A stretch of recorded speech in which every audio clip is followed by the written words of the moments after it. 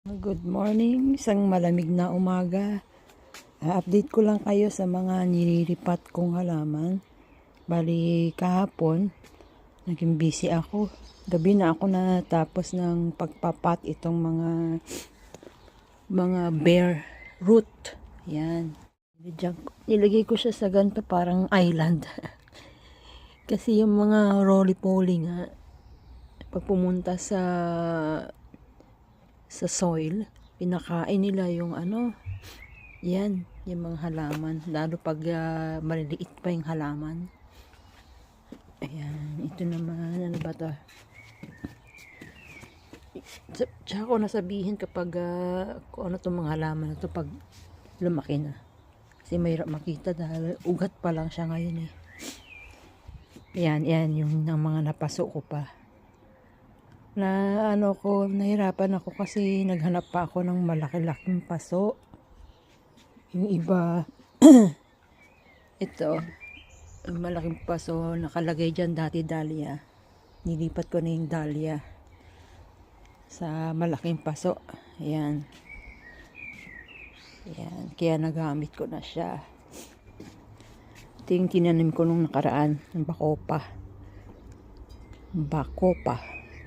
Parang makopa. Yung marigold, ayan. Nag-start na siyang mamulaklak.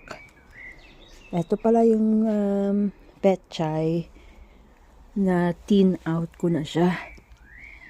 Ayan. Tapos dinadyan ko ng marigold sa gitna para protection ng petchay against sa mga bugs. There. Ito pa. Ito. Itong isa hindi ko pa natitin out. So, nilipat nating flowers. Yung escabiosa. At ito yung bacopa. Itong bacopa, trailing yan. Sana lumaki na tapos trail siyang ganyan. Ay, parang mali pwesto ko dito ha. Hindi niya magagapangan. Teka, i-rotate natin siya. Yeah, medyo ano pa siya, nag-establish pa. Yan, hindi pa siya lumalaki. O, tapos na yung pagpa-flower niya. Natanggal yan para mag-promote pa siya ng pamumulaklak. O kaya kung ayaw tanggalin, magsiseed kasi yan eh.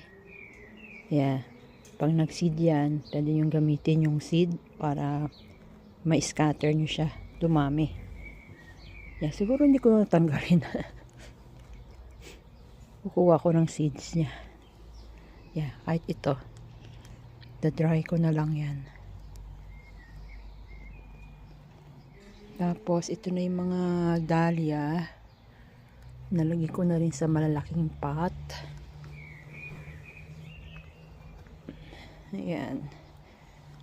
Ano ba yung dahlia ko? Ayun, meron pa isa doon. Ayan. Bali, 6 yung dahlia eh. Yung dalawa, hindi siya nag-progress ba? Kasi ang dahlia, bago mo ilagay sa malaking paso, ilalagay mo muna sa maliit na container o maliit na paso. Hintayin mo siya ganya ang musbong. Tsaka mo siya ilipat. Ito yung tulips. Tsaka allium. Itong allium parang hindi siya lumaki. Tatanggalin ko rin to kasi tapos na yung flowering season niya. Tanggalin ko siya. Papalitan ko ng ibang halaman. Itong kalamansi nilabas ko. Yan, naiputan na. Yes, si kalamansi matagal na rin to sa akin.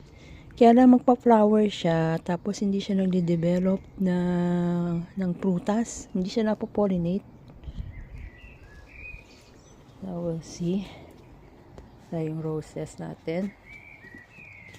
Marami na siyang coming soon na bulaklak. Yan. Pa. Ayan. Hindi natin lumabas yung bulaklak ni Lily. May na boses ko kasi andyan yata yung kapitbahay sa kabila. Ayan, pasensyahan nyo na yung sampayan ko. Wala kasing paglilipatan yan eh. Okay, ito na naman si Lilac na paborito ng mga bees. Ewan ko kung nakikita nyo. Basta may mga bees siya. Ito si Lupin na ano ba to? Last year pa to? O 2 years ago pa yata. Okay naman siya. Nag-survive niya yung winter. Parang sa Switzerland, ganyan. Nagsusurvive sila doon. So, kaya talaga niya winter. Kaya lang sa akin nasa paso. Paborito lang kasi ito ng mga green fly eh. Sa ngayon, walang Diyos wala. Yan, buti naman. Ayan, ganda siya. Try ko kapag dumami na, kukuha ko dyan. Lalagay ko yung iba sa front garden. Ito yung ating wildflower. Hindi pa siya naumulaklak. Ito si Cosmo. Yung sinow ko ngayon. Yan, usbong na siya. Scepter the Isle. David Austin Rose. Tingnan natin pag nag-bloom na yung mga bulaklak niya. Ang bala ko ngayon kasi yung sa front garden, hindi ko pa napakita sa inyo. May maraming trabaho rin doon. Tingnan ko kung maitur ko kayo doon mamaya. Kasi niya ako magsalita pag nandun.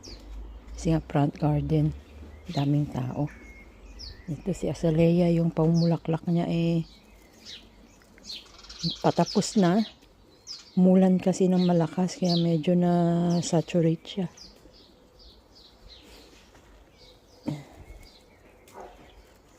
Okay, ayan muna. Okay.